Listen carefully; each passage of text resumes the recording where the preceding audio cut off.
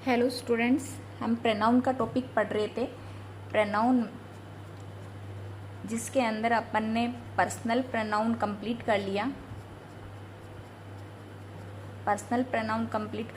और demonstrative pronoun भी अपन ने कंप्लीट कर लिया। आज की क्लास में अपन नेक्स्ट टॉपिक स्टार्ट कर रहे हैं, indefinite pronoun. Indefinite pronoun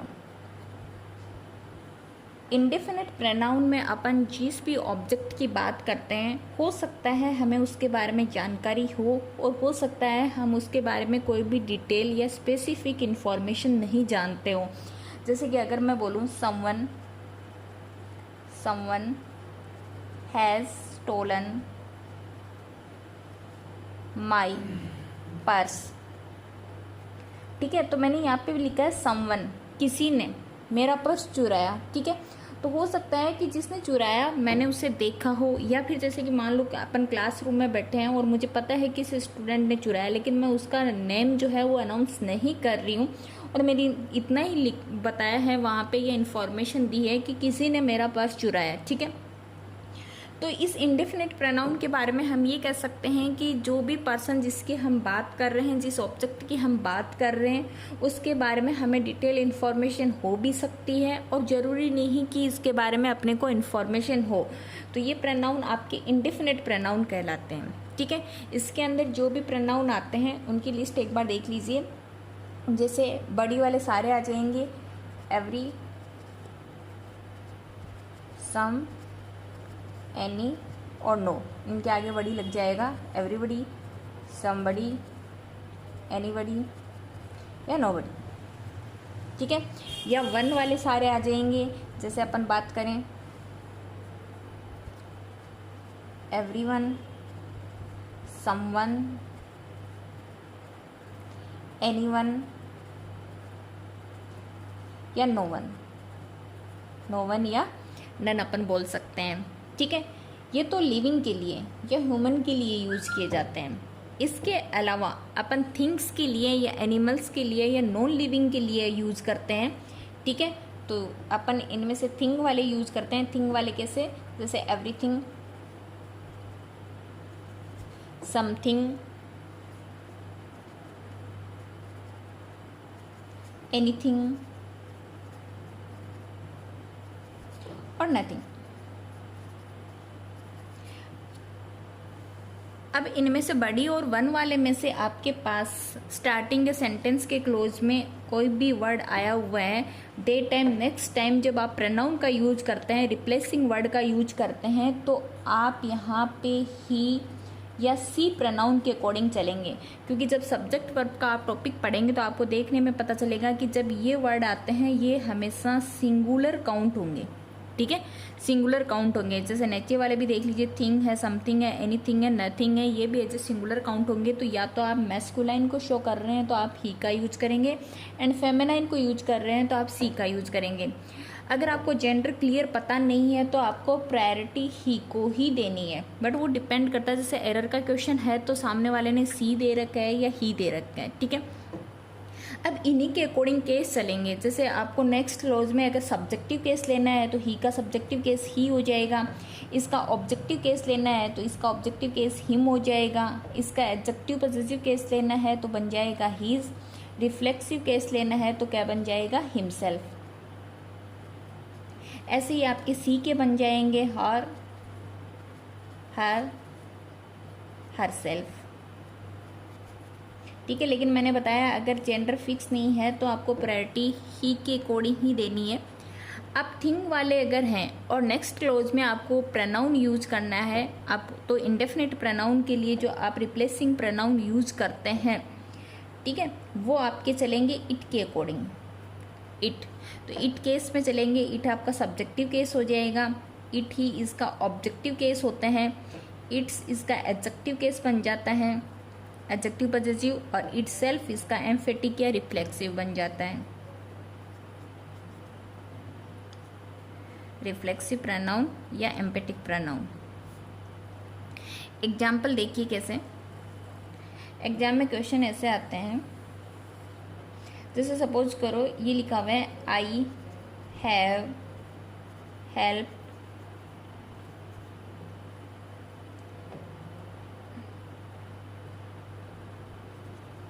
his I have helped his in his exam. I have helped his in his exam. तो यहाँ पे सेंटेंस में एरर फाइंड करवाया हुआ है। एरर अपने को पता है आई हैव हेल्प्ड, यहाँ पे ऑब्जेक्टिव केस चाहिए। ऑब्जेक्टिव केस चाहिए तो आप किसका यूज करेंगे? हिम का यूज करेंगे। नॉर्मल आपके सेंटेंस चल रहे थे तो अपन ने इस हिसाब से चलाए थे, लेकिन अगर सेंटेंस में स्टार्टिंग में इंडेफिनिट प्रोनाउन दिया हुआ है तो आपको क्या करना है, तो उसकी बात करते हैं। जैसे कि मान लो सेंटेंस होता एवरीवन हैज़, यहाँ पे आपको मान लो वापस दे दिया everyone's on idea on the subject, on the subject.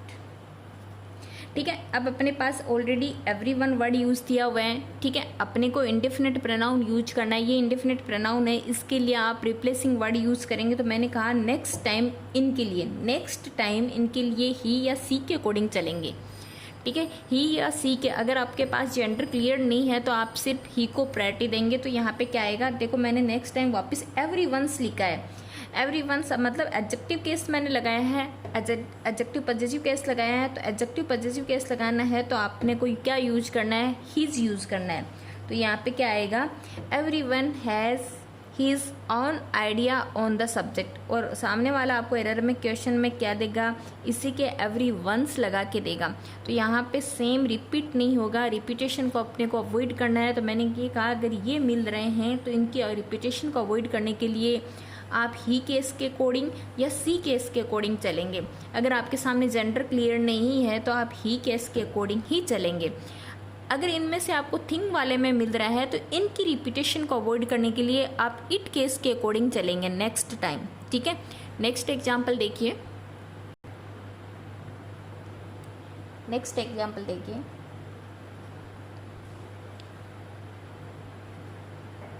I have helped everyone in his study। एक सेंटेंस तो ये दिया हुआ है। ठीक है, दूसरा सेंटेंस आपको दिया हुआ है I have help everyone of the girls in his study।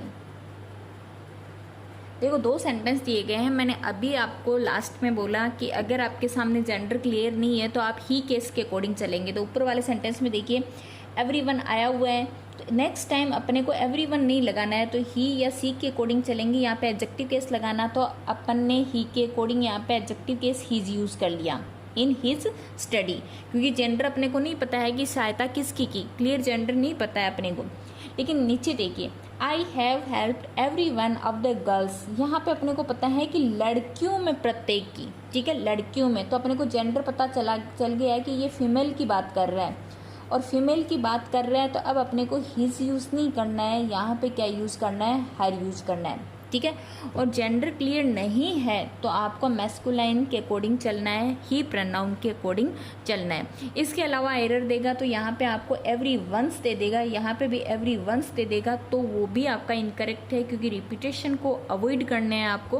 तो आप या तो ही केस के अकॉर्डिंग चलेंगे या सी केस के अकॉर्डिंग चलेंगे, बट सी केस आपको तभी अप्लाई करना है जब आपको सामने जेंडर क्लियर होता है कि वो फीमेल जेंडर है वहाँ पे। ठीक है, जैसे कि मान लो दूसरा एग्जाम्पल देखते हैं,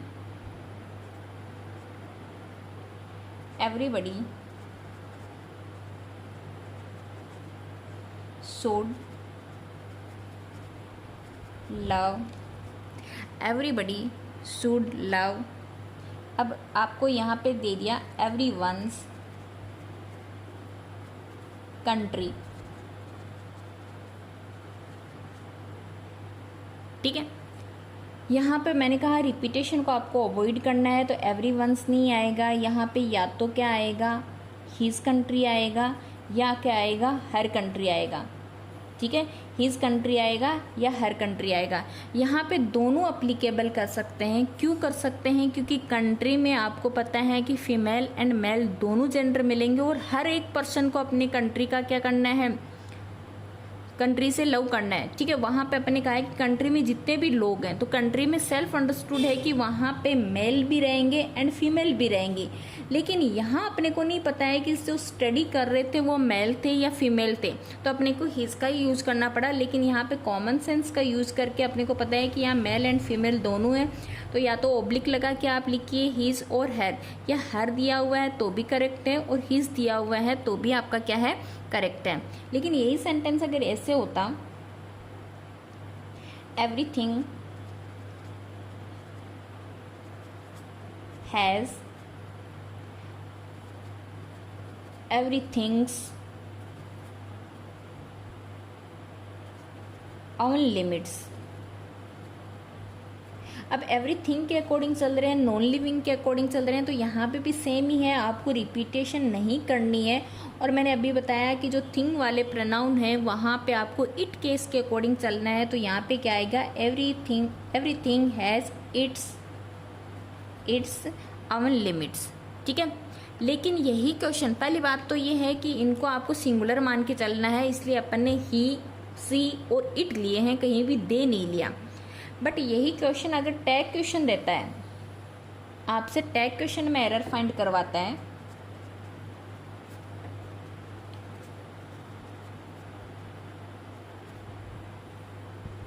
टैग क्वेश्चन क्या होते हैं, जो कि आप किसी भी कोई भी क्लोज या सेंटेंस दिया गया है उसके आगे ही कॉमा लगा के कॉन्ट्रैक्टेड मतलब शॉर्ट फॉर्म में आपसे क्वेश्चन पुट किया जाता है। तो टैग क्वेश्चन का फॉर्मूला ये होता है कि अगर सेंटेंस, फर्स्ट वाला सेंटेंस आपका अफर्मेटिव या पॉजिटिव सेंस में चल रहा है, तो आप जब टैग बनाएंगे तो वो नेगेटिव में बनाएंगे। अगर वही सेंटेंस आपका नेगेटिव में चल रहा है, तो आप जो टैग बनाएंगे वो पॉजिटिव सेंस में बनाएंगे। जैसे कि सेंटेंस देखिए, अगर मैं बोलूँ are you going to college. ठीक है, are you going to college. और अब मुझे इसका टैग बनाना है, तो मैं कैसे बनाऊंगी, सबसे पहले जो आपका हेल्पिंग वर्ब है वो आपको यूज करना है। तो हेल्पिंग वर्ब आपका क्या है, यहाँ पे आर है, तो आप क्या यूज़ करेंगे, आर। अब मैंने कहा अगर ये स्ट्रक्चर यहाँ पे पॉजिटिव सेंस में चल रहा है, तो आप इसको नेगेटिव में बनाएंगे, तो आप क्या बनाएंगे, आरंट। फिर आपका जो सब्जेक्ट था उसको मेंशन करेंगे, तो क्या बन गया, आरंट यू, और आगे आपको इंटरोगेटिव साइन लगा देना है। ठीक है, लेकिन यही अगर आपका सेंटेंस नेगेटिव होता, जैसे ये होता, are you not going to college, तो यहाँ पे अब ये जो फर्स्ट वाला आपका जो भी क्लोज है या सेंटेंस है वो नेगेटिव में है, तो आप जब यहाँ इंटरोगेटिव बनाएंगे तो यहाँ पे आप नेगेशन नहीं लेके चलेंगे।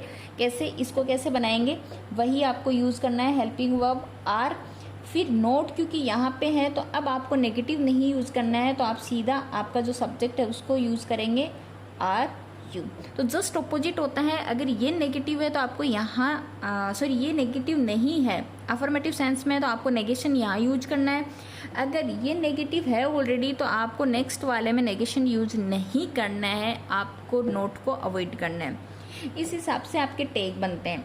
अब अगर इंडेफिनिट में टैग आया हुआ है तो आपको क्या करना है, जैसे अभी अभी अपन ने रूल पढ़े थे, उसमें हमने कहा था जैसे एवरीबडी है, समबडी है, एनीथिंग है, एवरीथिंग है, जो भी है उनके आप जब प्रोनाउन केस लेंगे तो वो आप सिंगुलर लेके चलेंगे। जैसे कि आपके वन वाले या बड़ी वाले थे तो आपने ही और सी लिया, तो ही भी सिंगुलर के लिए यूज होता है, और आपका सी भी किसके लिए यूज होता है, सिंगुलर के लिए यूज होता है। और थिंग वाले के लिए आपने इट लिया, ठीक है, बाकी इनका प्लूरल दे बनता है। लेकिन यही अगर टैग क्वेश्चन में आ जाता है तो इनका टैग है वो हमेशा प्लूरल बन के चलेगा। प्लूरल बन के कैसे चलेगा, देखिए अगर यही टैग में मिले हुए हैं तो ऐसे बनेगा, एवरी वन डज। अब देखो यहाँ पे तो मैंने लिखा है हीज वर्क, ठीक है, हीज वर्क लिया है क्योंकि अभी अपन ने बात की थी जैसे एवरीवन है तो ही के अकॉर्डिंग चलेंगे, तो एडजेक्टिव केस चला है अपना, एडजेक्टिव पॉजिटिव केस चला है, तो अपन ने यहाँ पे क्या लगाया, हीज लगाया। एवरीवन्स दिया हुआ हो सकता था, एरर होता। देर दिया हुआ हो सकता था, एरर होता, क्योंकि यहाँ इस क्लोज में जब भी चलेंगे, इस सेंटेंस में जब भी चलेंगे, आपको सिंगुलर प्रोनाउन ही या सी के अकॉर्डिंग चलना है।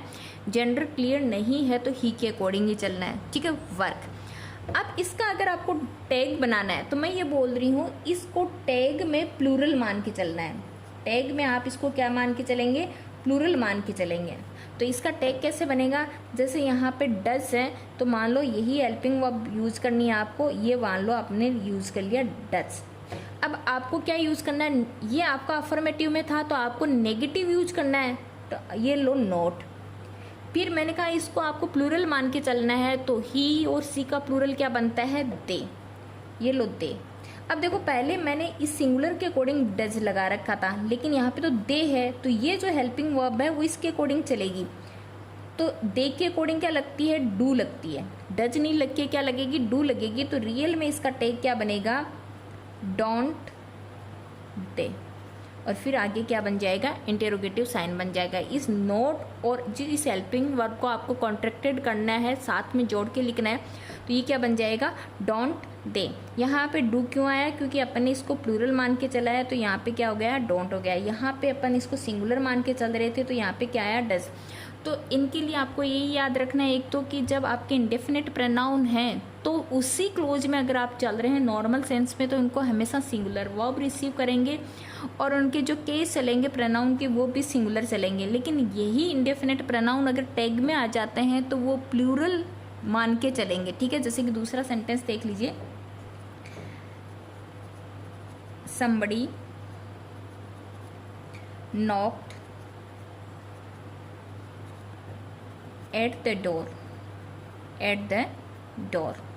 ठीक है।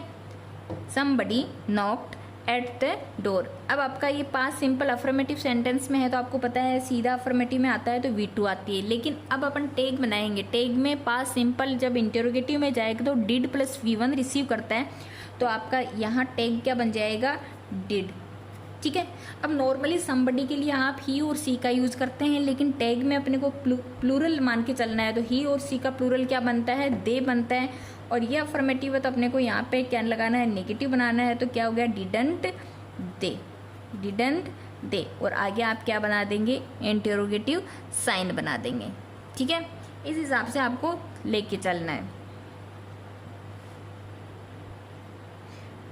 जैसे इसी का होता एवरीथिंग वाले का, everything has its oven limitation या लिमिट्स, देन इसका टैग क्या बन जाएगा, हैवंट दे, हैवंट दे, ठीक है।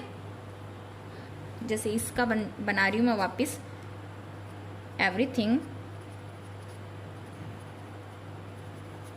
Has its oven limits. अब ये आपका अफर्मेटिव में चल रहे हैं, तो जब आप इसका टैग बनाएंगे तो क्या बन जाएगा, ये आपका क्या है, हैज़ बनाया हुआ है, इसको सिंगुलर मान के टैग में अपन प्लूरल मानेंगे तो क्या बनेगा, हैव। अब ये अफर्मेटिव सेंस में था तो ये नेगेटिव में जाएगा, हैवंट। और यहाँ पे इट का प्लूरल क्या बनेगा, दे। ये लो, इसका बनेगा हैवंट दे, ओके। इस हिसाब से आपको टैग का रूल देखना है। तो नॉर्मल सेंस में चल रहा है तो इनको सिंगुलर मान के चलना है, बट यही टैग में चले जाते हैं तो आपको प्लूरल मान के चलना है, वर्ब भी प्लूरल ही रिसीव करेंगे। एंड टैग नहीं है, नॉर्मल सेंस है, तो वर्ब भी सिंगुलर लेके चलेंगे, और जो प्रोनाउन एंड प्रोनाउन केस लेके चलेंगे वो भी किसके लेके चलेंगे, सिंगुलर के लेके चलेंगे। नेक्स्ट देखिए अपन अकेले सम और एनी का यूज देखते हैं, सम और एनी। अगर नॉर्मल सेंस में आपका सम आ रहा है तो वो आपके अफर्मेटिव सेंस को बताएगा, अफर्मेटिव।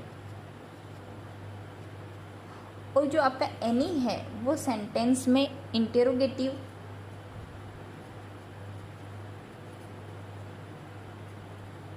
या नेगेटिव सेंस को बताता है। फर्स्ट थिंग तो ये याद रखनी है, जैसे कि मैं ये बोलूँ I have some milk in the pot, ठीक है, अफर्मेटिव सेंटेंस है, तो यहाँ सम मैंने यूज़ किया है अफर्मेटिव के अकॉर्डिंग, तो ये सेंटेंस करेक्ट है। लेकिन अगर मैं ये सेंटेंस ये लिखती I do not have some milk in the pot, तो ये सेंटेंस इनकरेक्ट था, ठीक है।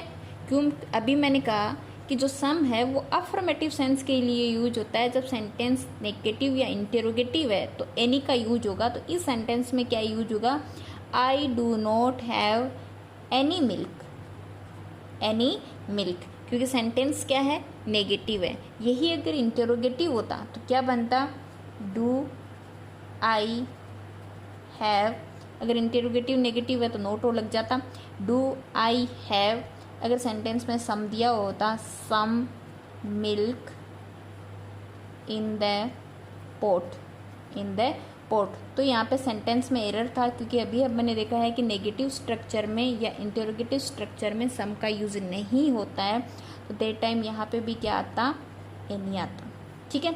लेकिन यही सम जब एज ए एडजेक्टिव फंक्शन करें, if some is used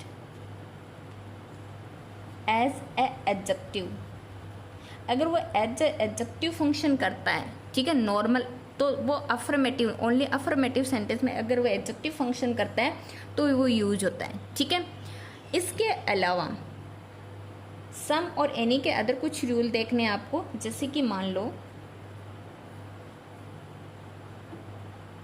sentence में आपको some plus plural countable noun मिल जाती है, some plus plural countable noun मिल जाती है, या सेंटेंस में आपको some plus of plus the plus plural countable noun मिल जाती है, दैट टाइम आप जो वर्ब लेंगे वो प्लूरल हेल्पिंग वर्ब या प्लूरल मैन वर्ब चलेगी आपकी, ठीक है।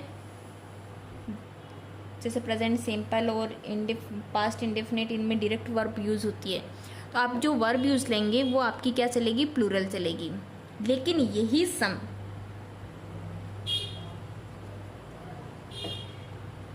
सिंगुलर काउंटेबल नाउन के साथ आ रहा है, तो इस सम का मीनिंग थोड़ा या कुछ नहीं होगा या कई नहीं होगा, इसका मीनिंग क्या होगा, कोई, ठीक है। यहाँ तो इसका मीनिंग है कुछ, यहाँ इसका मीनिंग क्या रहेगा, कोई, जब इसके बाद में सिंगुलर काउंटेबल नाउन आती है तो, ठीक है। और दैट टाइम ये जो वर्ब रिसीव करेगा वो सिंगुलर हेल्पिंग वर्ब लेगा। वर्ब कौन सी रिसीव करेगा, सिंगुलर हेल्पिंग वर्ब यूज करेगा। अगर यही सम सिंगुलर अनकाउंटेबल नाउन के साथ आ रहा है, या ये सम प्लस ऑफ प्लस द और वही सेम सिंगुलर अनकाउंटेबल नाउन के साथ आ रहा है, तो अनकाउंटेबल नाउन हमेशा सिंगुलर में ही काउंट होंगी, तो ये जो वर्ब रिसीव करेगा वो सिंगुलर हेल्पिंग वर्ब रिसीव करेगा, ठीक है। तो 3 कंडीशन देखिए, यहाँ पे सब में इसका मीनिंग कुछ रहेगा, लेकिन मैंने यहाँ पे लिखा है some singular countable noun, singular countable noun के साथ भी यूज हो सकता है, लेकिन वो कौन सी कंडीशन में यूज होगा, जब वो मीनिंग दे रहा है कोई का, ठीक है। अदरवाइज आपके काउंटेबल नाउन के साथ वो सिर्फ प्लूरल के लिए यूज होता है, कुछ के मीनिंग के लिए, और अनकाउंटेबल के साथ वो आपका अनकाउंटेबल एज ए सिंगुलर ही आता है। अनकाउंटेबल जो नाउन होती हैं वो हमेशा एज ए सिंगुलर काउंट होती हैं, और वो हमेशा वर्ब भी क्या लेंगे, सिंगुलर लेंगे। कुछ एग्जाम्पल्स देखिए,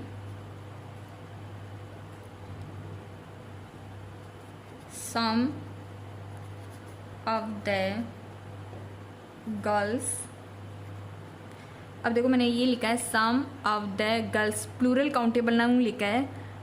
अब यहाँ पे जो वर्ब यूज करेंगे अपन प्लूरल यूज करेंगे, are good singers, good singers.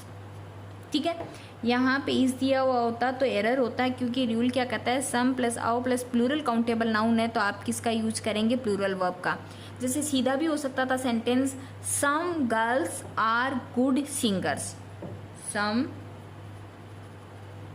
Girls are good singers, ये इसके अकॉर्डिंग है। लेकिन अगर ये सेंटेंस मैं ऐसे लिखूं,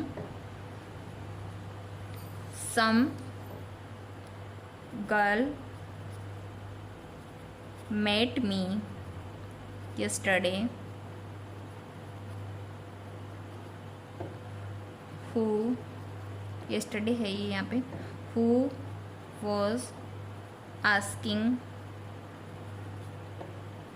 about you, who was asking about you। तो यहाँ पे इस सम का मीनिंग कोई है,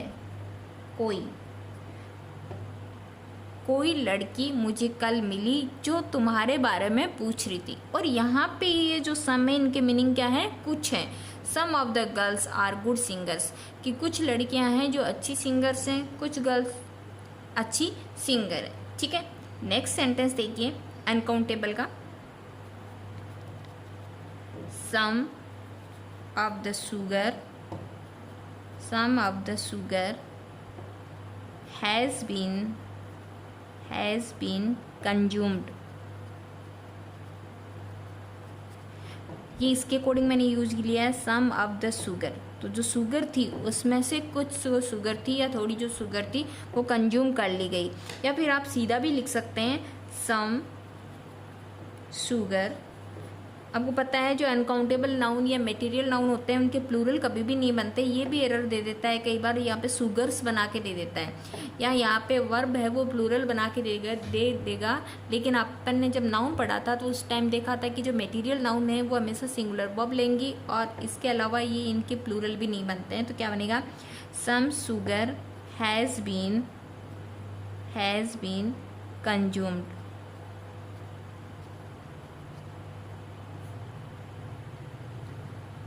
ओके, इसके अलावा सम और एनी के अलावा एक आता है आपका ऑल, उसकी बात करते हैं।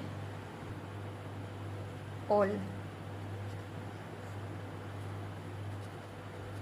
के बाद अगर आपका प्लूरल काउंटेबल नाउन आ रहा है तो वर्ब आपकी रिसीव करेगा प्लूरल हेल्पिंग वर्ब।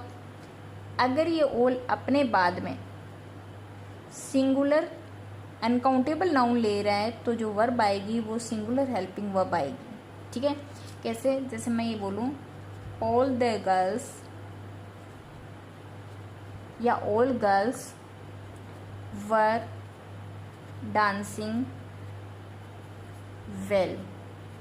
ठीक है, तो ये प्लूरल काउंटेबल है। अगर वो प्लूरल वर्ब लेगी तो डेफिनेटली इसके बाद कोई प्लूरल काउंटेबल नाउन मिलेगी, अदरवाइज ये आपकी सिंगुलर वर्ब ही रिसीव करेगी अगर वो अनकाउंटेबल नाउन है तो। जैसे मैं बोलूँ, ऑल मिल्क वॉज यूज्ड। ठीक है, ऑल मिल्क वॉज यूज्ड, तो ये मिल्क है वो अनकाउंटेबल नाउन है और अनकाउंटेबल इसी ऑल के बाद आया हुआ है। तो अब ये जो वर्ब रिसीव करेगा वो क्या करेगा, सिंगुलर वर्ब रिसीव करेगा। ठीक है, इसके अलावा अब नेक्स्ट अपन पढ़ेंगे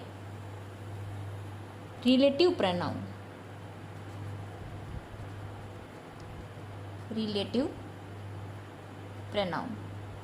रिलेटिव प्रोनाउन क्या होते हैं, जो एक रिलेशन बताते हैं, एक बॉन्ड बताते हैं, लिंक बताते हैं, किसके साथ जो सेंटेंस में ऑलरेडी कुछ पहले यूज हुआ है उसके साथ क्या रिलेशन या क्या बॉन्ड या क्या लिंक है। तो यहाँ पे रिलेटिव प्रोनाउन में जो अपन प्रोनाउन पढ़ेंगे उनमें है who, whom, which, what, whose, when, where, why, how। ठीक है, इनमें सबसे पहले अगर इनकी बात करें एज ए प्रोनाउन यूज हो सकता है हु। ये सारे WH वर्ड हैं। WH वर्ड जो हैं वो आपके as a interrogative word use हो सकते हैं इंटरोगेटिव सेंटेंसेज में, जिनको अपन WH कहते हैं। The word we start with the W और H and gives the notion of the interrogation to the sentence, कि वो सेंटेंस को जब नोशन देते हैं इंटरोगेशन का तो वो WH कहलाते हैं।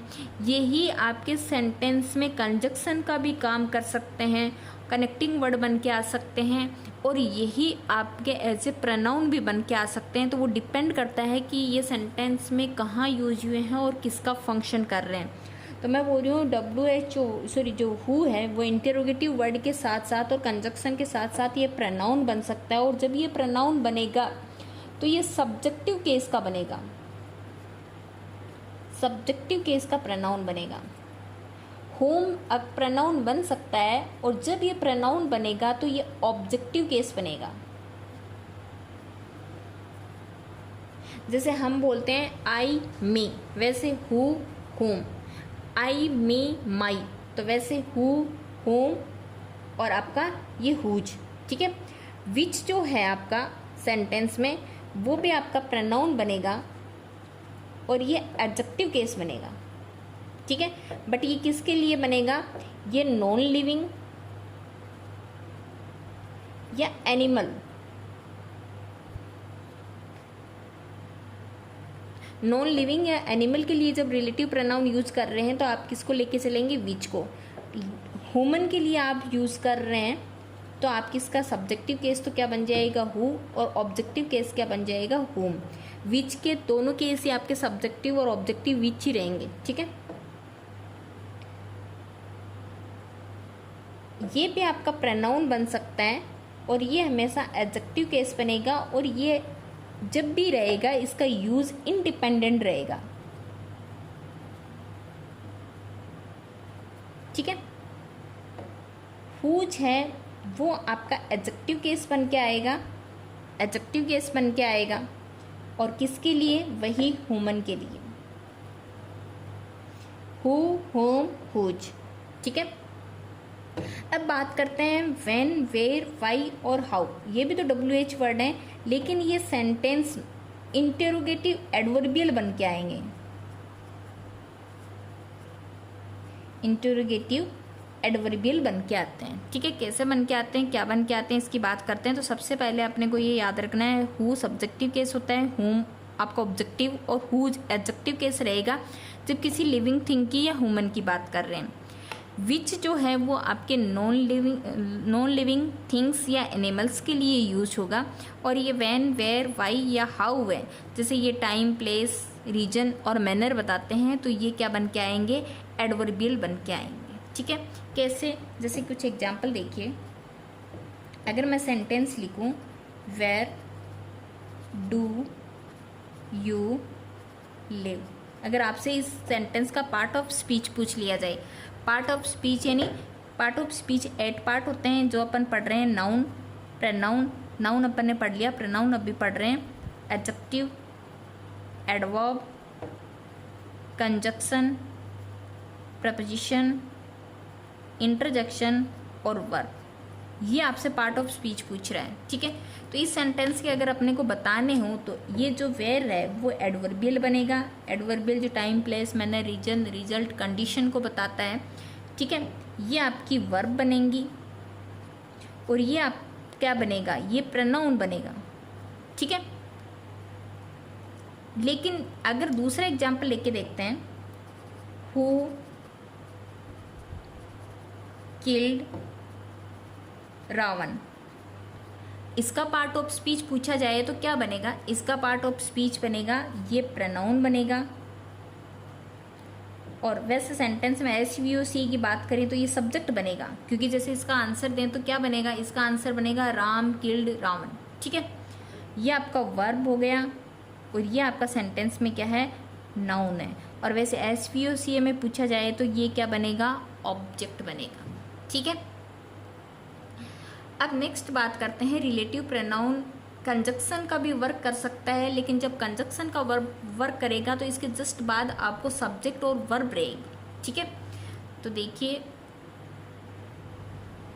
देखिए, हम प्रोनाउन की अगर बात करें WH के, तो सबसे पहले अपन हु की बात करते हैं। तो अभी मैंने बताया जैसे हु का सब्जेक्टिव केस क्या रहेगा, हु रहेगा। इसका ऑब्जेक्टिव केस क्या रहेगा, होम रहेगा। और इसका एडजेक्टिव केस क्या रहेगा, हुज रहेगा। ठीक है। लेकिन जब हुज का यूज होगा तो इसके साथ प्लस में कोई ना कोई नाउन जरूर आएगी। कैसे, जैसे हमने सब्जेक्टिव केस पढ़े थे ही, हिम, और जब हिज यूज किया था तो हिज के बाद अपन ने क्या लिया था, कोई ना कोई नाउन का यूज होता है। सेम ही केस यहाँ पे अप्लाई होगा। जैसे हमने लिया था आई, मी, माई, आई, मी, माई, तो माई के बाद में अपन ने क्या यूज किया था, कोई ना कोई नाउन यूज की थी। सेम केस यहाँ पे अप्लाई होगा। सब्जेक्टिव केस हु है, होम इसी का ऑब्जेक्टिव केस है, हुज इसी का एडजेक्टिव केस है। ठीक है। और जब हुज आता है तो वो कभी भी अकेला नहीं आएगा, अपने साथ में कोई ना कोई नाउन लेगा। ठीक है। तो अब देखिए कुछ एग्जांपल्स, अपन इनको थोड़ा सा समझते हैं, बाद में इनके जो स्पेशल फैक्ट्स हैं या जो एरर के अकॉर्डिंग जो स्पेशल रूल्स हैं उनकी बात करेंगे। देखिए, अगर मैं सेंटेंस लिखूं, I met Veena who was returning from coaching, ये तो आपका रिलेटिव प्रोनाउन यूज हुआ है, तो अपन ने वीणा के लिए हु का यूज किया है। ठीक है। लेकिन यहाँ पे मान लो रिलेटिव प्रोनाउन नहीं होता तो ये सेंटेंस हम कैसे लिखते, आई मेट वीणा, यहाँ पे फुल स्टॉप आ गया। रिलेटिव क्या रहेगा, इन दोनों क्लोज को जोड़ेगा। फुल स्टॉप या जो कॉमा है इसको भी अपन हटा देते हैं, तो यहाँ पे ये जो क्लोज है वो फिनिश हो गया। अब नया क्लोज अपन स्टार्ट करेंगे, तो अपन वीणा की ही बात कर रहे हैं, तो वीणा अपन अगेन जो नेम है उसको रिपीट नहीं करेंगे, क्योंकि नाउन की जो रिपीटेशन है उसको अवॉइड करना है। तो अपन वीणा के लिए क्या वर्ड यूज करते हैं, सी, सी वॉज रिटर्निंग फ्रॉम कोचिंग। तो अभी मैंने बताया था कि जो रिलेटिव क्लोज होते हैं वो पहले ऑलरेडी जो यूज हुआ है, क्लोज यूज हुआ है या सेंटेंस यूज हुआ है उसको लिंक करते हैं। तो यहाँ पे देखो, इस पूरे क्लोज को यहाँ पे ने फुल स्टॉप या कॉमा का यूज कर रखा है, लेकिन यहाँ पे इन दोनों को अपन ने जोड़ दिया है, कोई भी कॉमा या फुल स्टॉप से इसको अपन ने सेपरेट नहीं कर रखा है। तो यहाँ पे वीणा के लिए मैंने क्या यूज किया है, रिलेटिव क्लोज हु का यूज किया है। ऐसे ही दूसरा एग्जाम्पल देखिए, I have a son whom I love very much. ठीक है। अब मैंने जो ये होम वर्ड यूज कर रखा है वो रिलेटिव प्रोनाउन हो, और ये मैंने किसके लिए यूज किया है, इस सन के लिए यूज किया है। लेकिन यही सेंटेंस मैं ऐसे भी लिख सकती थी अगर रिलेटिव प्रोनाउन नहीं होता। ठीक है। पर्सनल प्रोनाउन होता तो ये सेंटेंस ऐसे होता जिसमें दो अलग अलग क्लोज बनते, और क्या बनता, आई have a sun, I have a सन। अब इसके आगे मैं सेंटेंस लिखती, I love him very much, very much. तो देखो ये जो हिम है ये ऑब्जेक्टिव केस में आया, और ये किसके लिए, इस सन के लिए ही तो आया था, और ये यहाँ पे जो होम है ये भी इस सन के लिए ही आया है। तो यहाँ कौन सा केस है, ऑब्जेक्टिव केस है। ठीक है। तो ये हु यहाँ पे एज ए सब्जेक्टिव फंक्शन कर रहा है, यहाँ पे होम जो है वो एज ए ऑब्जेक्टिव फंक्शन कर रहा है। दूसरा एग्जाम्पल अपन ले सकते हैं, जैसे कि एग्जाम्पल लिखिए, this is a dog, this is a dog whose name is Tommy। तो अभी मैंने बताया जब हु जाएगा तो वो अपने बाद में कोई ना कोई नाउन रिसीव करेगा। तो यहाँ पे देखो noun, whose name is Tommy। तो इस सेंटेंस को अगर मैं पर्सनल प्रोनाउन में लेके चलूँ तो ये सेंटेंस ऐसे बनेगा, दिस इज ए डॉग, फिर क्या बनेगा, इट्स नेम इज तो में, ठीक है। इस हिसाब से पहली बात तो आपको अलग अलग सेपरेट करके देखने हैं कि हु सब्जेक्टिव केस होता है, होम जो है आपका ऑब्जेक्टिव केस होता है, और हु जो है वो एडजेक्टिव केस होता है। ये इंडिपेंडेंट यूज हो सकता है, लेकिन ये अपने बाद में हमेशा क्या लेगा, नाउन को रिसीव करेगा। जैसे ये रिसीव करते हैं ही, आई, सी, दे, वी, ये सब के सब इनके एडजेक्टिव पॉजिटिव केस हैं, वो अपने बाद में हमेशा किसका यूज करते हैं, नाउन का यूज करते हैं। तो आज की क्लास में इतना ही, कल की क्लास में करेंगे। Thank you very much.